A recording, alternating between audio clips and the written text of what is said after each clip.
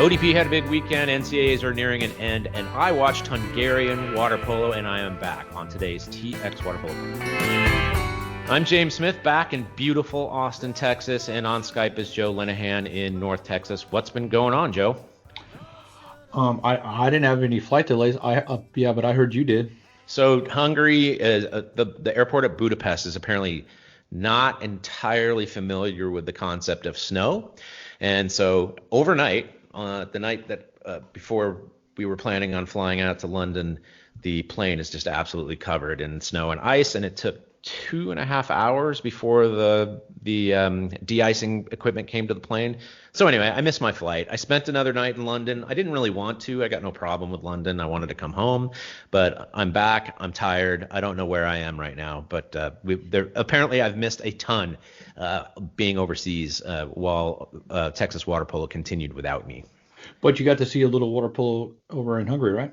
Coach Peter, shout out to him. He set me up with FTC. I cannot pronounce what the F stands for. It's I just can't. Hungarian is an incredible language. But yeah, I watched them destroy Szeged, and Szeged is apparently quite a young team, and they showed it. They couldn't play defense against really these guys that are the best in the world. But what was also interesting was that in the fourth quarter they were winning like 16-5 or something like that, and they put in their second goalkeeper, and I swear that kid looked like he was in junior high school. He was so young, but anyway, he made a couple of really good saves. The bench went nuts. The crowd went nuts. They have cheering sections that go the entire game like a soccer match. It was pretty cool. Yeah, I'd love to see that up in the stands at an event here in the United States. Yeah, and that'd be fun. So that's Peter Hudek from. That's correct. Right? That's correct. I often don't leave last names out there just because I don't know whether they want me to say anything. But he knows who he is, and he helped me out a great deal. He was actually in Budapest at the time. He just couldn't make it to that game that night. Plus, I think he knew it was going to be a blowout, and I was like, I don't care. I just want to go see. So what else did you do when you were over there? I'm sure it wasn't all water polo. I'm sure your wife would not have won that. Culture. I a little inside baseball. My background is in Soviet and East European studies. I have a degree in that stuff, so I've been studying Central and Eastern Europe for a while. I'm sort of out of it. I'm quite rusty, but it's pretty amazing what Hungary went through in the wartime period, and they're and of course between 1956 and the time that the wall fell in 1990. So it is chock full of incredible history, and we had a great time. People were super friendly. Everyone speaks English. I don't know whether that's good or bad. I sometimes feel embarrassed about that, but Hungarian is a nightmare language to learn. So I'm quite pleased that was the case. But really beautiful, really right in the middle of Christmas time, so lots of lights, lots of, those markets, the Christmas markets they have all over the place. They're everywhere. Yeah. So, it was beautiful. Yeah, I've heard only wonderful things. I've actually never been. A lot of people think that I've been over there, and I've never been. And I've had my opportunities to go. I just haven't been able to it hasn't worked out. But at some point, I'll definitely get over to Eastern Europe and the Hungary and the Romania and Croatia and Serbia and watch some water polo. Me too. Yeah, I've only been to the Czechoslovakia back when it was that, and then the Baltics, and I lived in Leningrad for a while and visited Moscow a few times. So I've done that stuff, but I haven't done the Mediterranean stuff. So I really want to go to Slovenia and to Serbia, to Croatia, to Montenegro, those places. I'm really looking forward to going there someday, but that's the next trip. By the way, we also went to Vienna, a spectacular city, and I've been there before, but I don't remember it being as beautiful. And it is, if you think, let's say London or Hungary has culture, man, Vienna is it's just top to bottom, just chock full of beauty and culture. I loved it. Well, you got a lot more frequent flyer miles, than I did. So I did. They actually I drove all over the state of Texas. So yeah, that's a bit of a different journey. So what was the occasion, and where did you go? Nothing as exciting as Vienna or Hungary, but I just drove and saw a family down in San Antonio. We went to South Padre Island for a couple of days, back to San Antonio. Just a lot of driving. So yeah, but but I'm glad that you had the opportunity to go over there and see some water polo and such, and unfortunately, you got to miss the ODP stuff that happened this past weekend. Yeah, I told you last time. So I am the head coach for the boys side, and what did I do? I skipped out of town for our biggest weekend of the year. But we actually even had a conference call last night between the boys coaches to go over evaluations of players and so on. And so we're well underway with preparing ourselves for the regional championships in Utah in January. But the weekend went, from my understanding, extremely well. Yeah, from what I gathered, there was a record number of kids on both the boys and girls side. I know the coaches had to drive a little bit between. Yes, they did. The camp up in North Texas on Saturday and the camp in Houston on Sunday. Yeah. But I think there was a ton of kids out there. I mean, it had to be over the holiday weekend because of the change of schedule because of the new event that's coming up in January. But right. But from everybody that I heard, it was a great experience, for all involved. So. Yeah, we have double the coaches that we had last year, and the feedback has been nothing but positive about including everybody. And it's when it's just 3 coaches per side on staff, it's totally fine. It's manageable, but it's really great to have other people involved. They're both contributing, and obviously they're learning. And again, that's what I heard about this weekend, is that our new coaches did a really good job.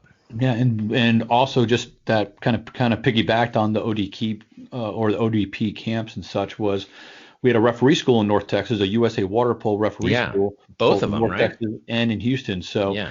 And Lavon, who's the director of referees for USA water polo, was at both, and he also got to do the drive, and he got to stop at Buc-ee's and kind of did the Texas thing, but from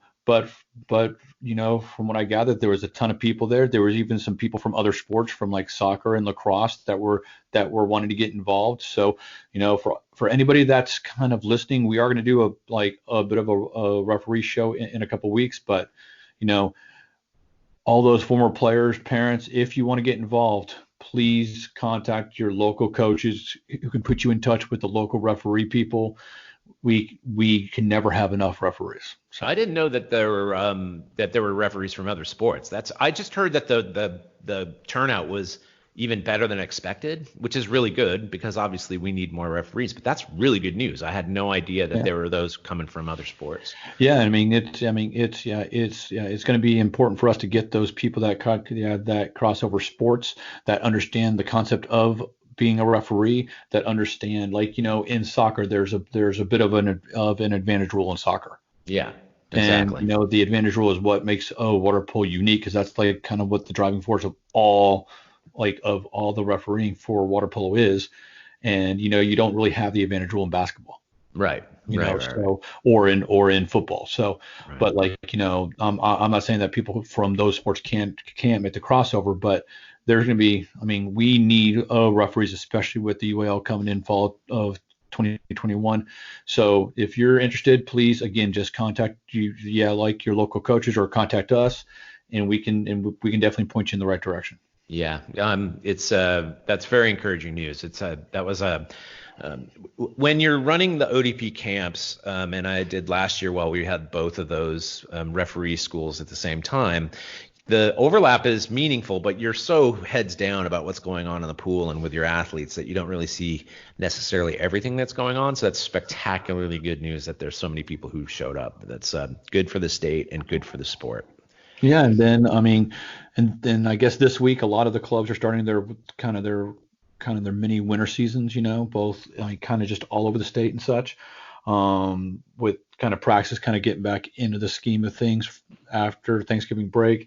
I know, I think Thunder's hosting a game day this upcoming weekend. I think Southside's hosting a game day this upcoming weekend, and then Cowtown is kind of hosting their first tournament, the Cowtown Stampede, this upcoming weekend in North Texas. Aren't you bringing the team? I'll be there. They were kind enough to schedule our first game at 3:00 on Saturday, so that's very civilized. I get to leave Austin, at 9:10 in the morning. It's great. But yes, I'll be up there for the weekend. We're fielding our own 14 and under team and our partnership with Longhorn, and we get to throw a couple of our kids theoretically on their 12 and under team. But yeah, I'm looking forward to it. Our kids have really been itching for some competition. Yeah, it's going to be great. I'll actually be on the pool deck coaching myself this weekend. Well, they brought you out of retirement. Well, it's just a lot of people are. We have a couple developmental clubs up here. One's called Lone Star Water Polo, which is formerly called Rockwall. The other one is called Mavericks, which is formerly called Titan. So there's a Lone Star Mavericks kind of combo 12 and under team that's being played. We didn't really. There's a lot of coaches out of town, so I'm stepping in to help coach a little bit. So it's gonna be fun. So the coach you're going to get Coach Joe in the pool deck. So I'm sure people are listening and going, "Oh my God, those kids have no idea what's coming," but that's all right. Wait, are your teams only 12 and under? Yeah, it's only 12 and under. Okay, I was thinking maybe you and I would coach against one another, and then we can find out who was better. No. I'm just going to I'll be clapping a lot and making sure the kids have a smile on their face afterwards. So. Yeah. 2 days, 14 and unders only. No, that's not correct. There's some other high school aged competition going on as well. But other than that, it's your typical 12 to 14, 16 and 18 and under tournament. So I'm looking forward to that. Also, speaking of the younger ages, is holiday camps are coming up. And that's something that I confess, I probably know less about this than I should. So maybe you can fill people in about how that works. Yeah, the holiday camps are coming up. So the girls' holiday camp is this Thursday to Monday, and then the boys is next week, same thing, Thursday to Monday. So there will be, I believe, 10 different athletes that are eighth grade and younger. For girls, there would be 10 Southwest Zone athletes, and there's 10 athletes from each zone that get to go. It's at the United States Olympic Training Center in Colorado Springs. Altitude training. And it's where they they stay there, they eat there, they train there. And then it is wall-to-wall water polo. It is wake-up water polo. It's a training session in the morning, a training session in the afternoon. There is a classroom in the afternoon. Then and then at night there's another classroom. And then they also get introduced to other things as far as nutrition and weight training and by these Olympic experts. Right. So this is something that USA Water Polo has been doing for years and years and years. And I am 45 years old, and I went to this camp a long time ago. That says something. And so I actually went to this camp as an athlete. I went back as a student coach. I went back as a staff coach. I ran the camp for a couple of years back in the late 2000s. And this is something that is truly wonderful that USA Water Polo has been putting on for years and years.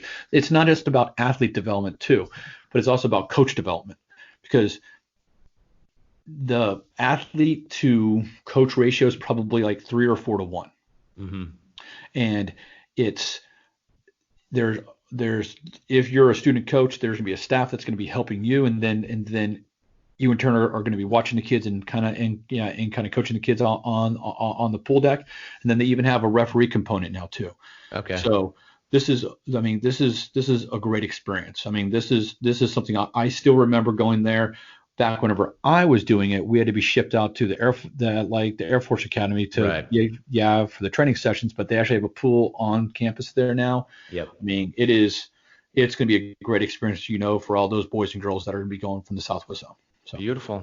All right. And other stuff is ramping up, like you said, as well in the zone. Game days, aside from Cowtown, the tournament, that's really the last tournament of the calendar year.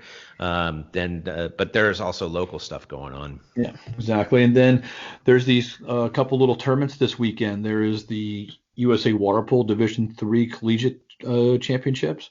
There's also the men's NCAA Championships. Yep, didn't know. No and idea. We'll talk about that here in a little bit. Yeah, we'll talk about that next. All right, time for a break. In many podcasts, this time would be filled with ads for electric toothbrushes or recruiting services. Not here. Instead, we're asking you to show your support for TXWaterpolo by donating to it. Go to txwaterpolo.com/donate and help us continue covering the sport we love in the Lone Star State. Hey, this is Jesse Smith, recent Pan Am gold medalist. I was just checking out Texas Water Polo from the TXWaterpolo Podcast. Also, you can check out their website. You can follow me at GoSmith now. Thanks, guys.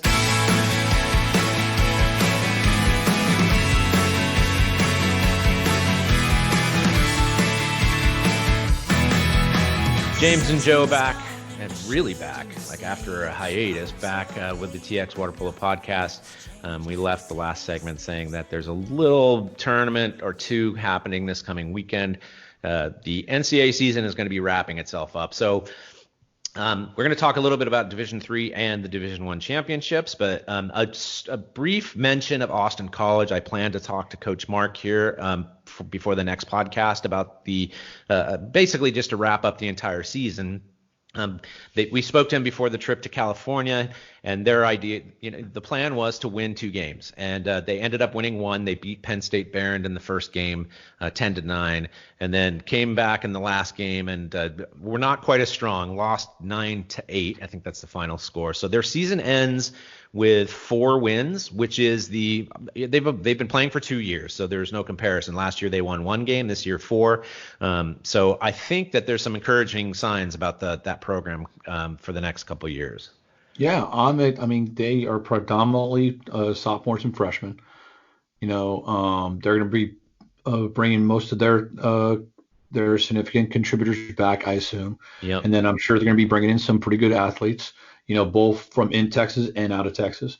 And I think they'll be even they're going to be even better and more competitive next year, especially with the experience. So, I mean, it's just, I was looking at the scores. I saw the first game at NPSF champs, and it was a back and forth game, and Austin College ended up beating Penn State Barron in the first round. But then they came back. I did not see the last one, but I saw the box score. They kind of got behind the 8 ball, and they were losing a little bit. And then at halftime, they just came out smoking in the third quarter. And then they went up by a goal kind of going into the fourth quarter. And then, I guess they ran out of steam a little bit there in the fourth quarter and ended up losing by goal. But, it's just that kind of learning how to win and kind of learning how to just kind of finish games. That's only going to come from experience. So. Those tournaments in California are huge, and we don't care to focus so much on what goes on in California, but there's just so much more competition. So when they go to these tournaments, they even play Cal, in their first game, and that kind of experience for these athletes is so important because they just need it. It's basically sharpens those edges, right? Oh, it's just I'm a big believer in get games, but it's also get quality games. Yeah, so, exactly. And I think that Mark has gotten a nice little mix of that. Being in the MPSF has gotten him a leg up on a lot of programs. That just means his schedule is a little bit more difficult during the year, but that's okay. I think the hard work that they've put in, last year and this year, is really going to come and blossom in the next couple of years. So. I think so too. I think that Austin College has done a pretty good job of getting the word out amongst Texas athletes that it is a destination for them. But these trips again to California are super helpful, and back east as well. Is like you get in front of other coaches, other parents, other players who see that, oh, this is a viable program. This is not some club program who's playing above its weight. This is a real deal, and that they have a future. So it's very pleasing to see what's going on with them at the end of the season. Yeah, it's going to be fun. And then talking about Austin College, they're a Division III program, and there's the inaugural USA Waterpolo / NCAA Division III championship this upcoming weekend. It's going to be hosted by Whittier and the SCIAC conference, right? Right. So Whittier faces MIT in the first game. John Hopkins plays CMS, Claremont Mudd Scripps.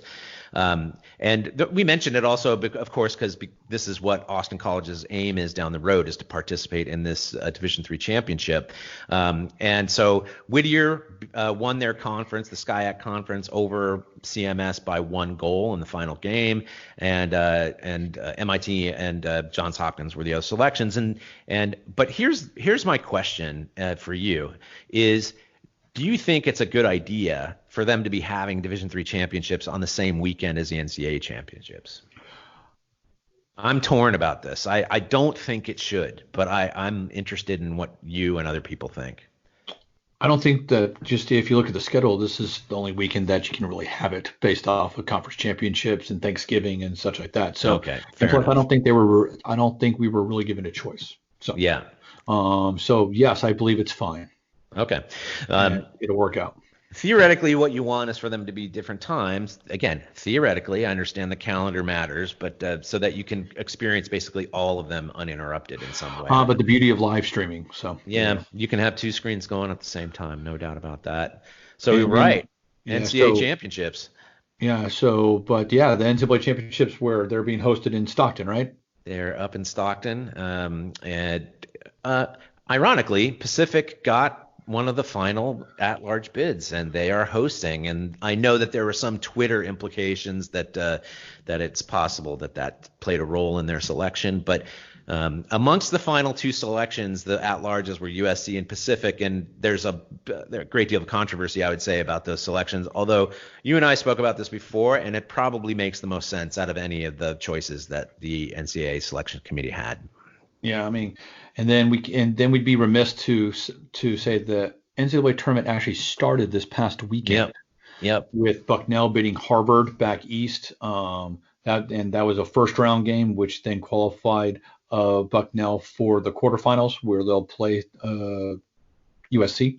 Yep. And then in the other quarterfinals, it's going to be UC Davis versus Pepperdine. And then waiting in the semifinals are Stanford and UOP. So good times. Yeah, UC Davis absolutely slaughtered my Tritons. The best player on the Tritons was not with them for the weekend, and they struggled to beat Santa Clara by 1 in the semis, and then Santa Clara had a good run, by the way. This year's been fantastic in that regard. Is that there's been lots of teams that have cropped up that were surprises, but then in the final, Davis just killed them.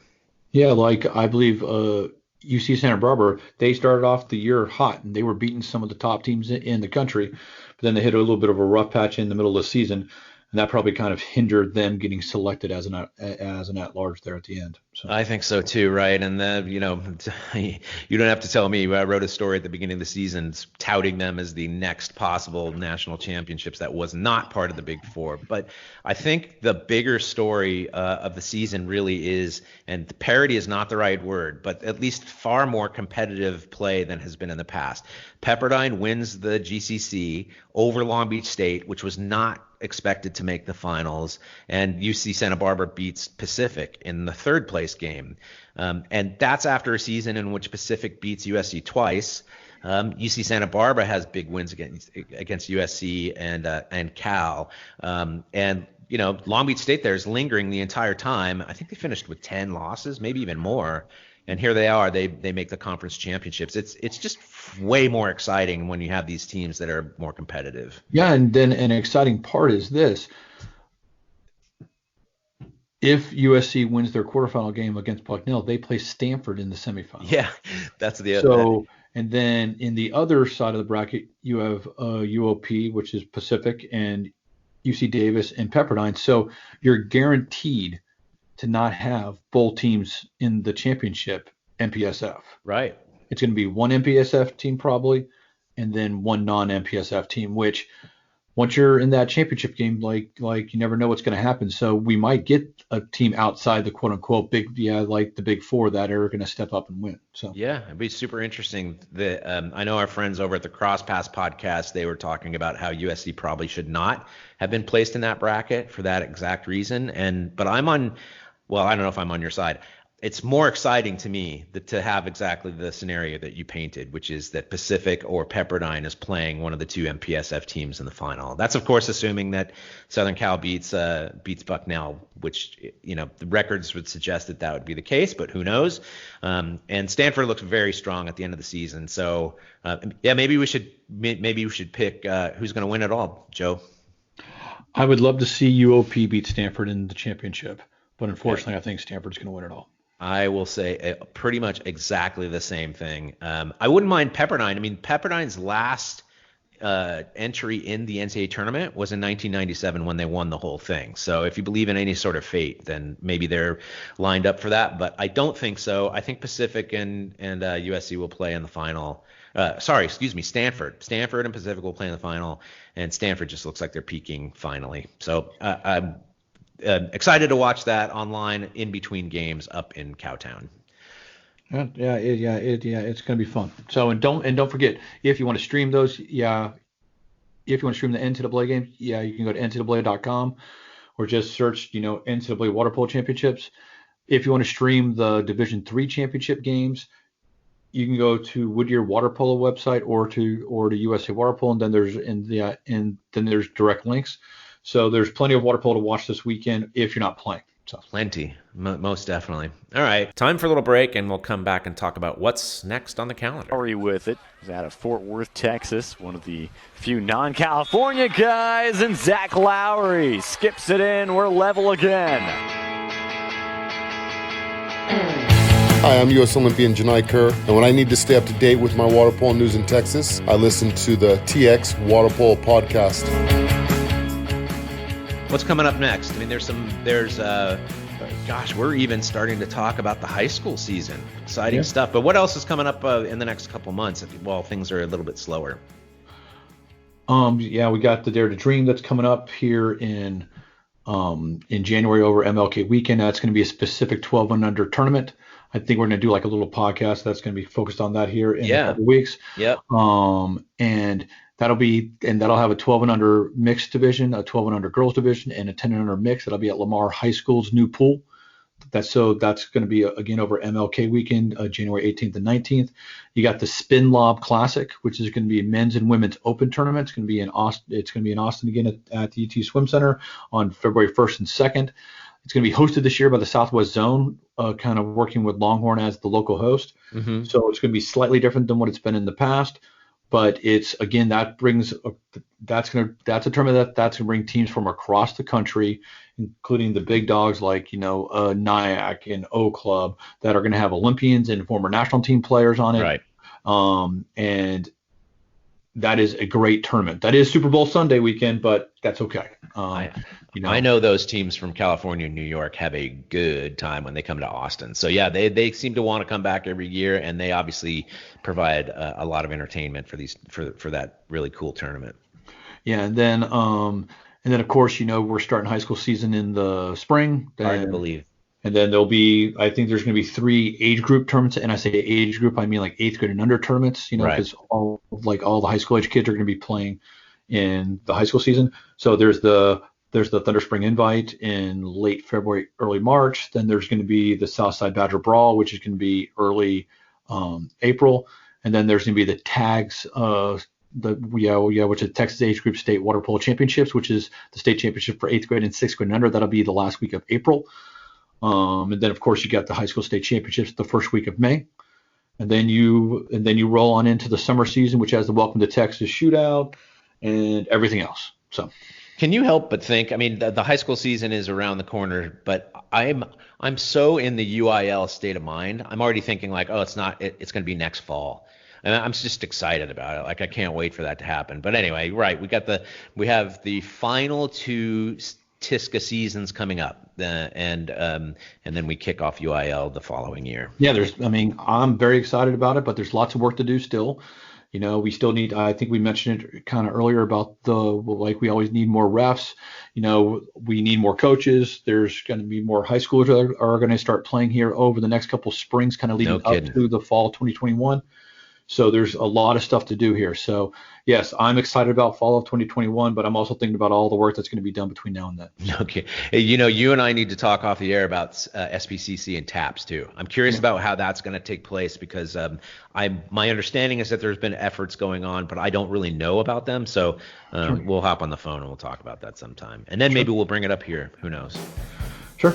All right. Well, it's great to be back, but I think we're pretty much caught up with what's going on, so we're done as usual. Get some rest. Get some rest. I will. I slept so great last night, but I woke up at 4:30. That's the problem, that whole thing. Anyway, go to TXWaterpolo.com and listen to the podcast. Find us on social media, leave comments and all that stuff. But for today, we're done. And Joe, thank you as always. Yeah, take care, James. You too. And thanks to all of you for listening and for telling a friend about the TX Water Polo Podcast. Until next week, so long from Austin.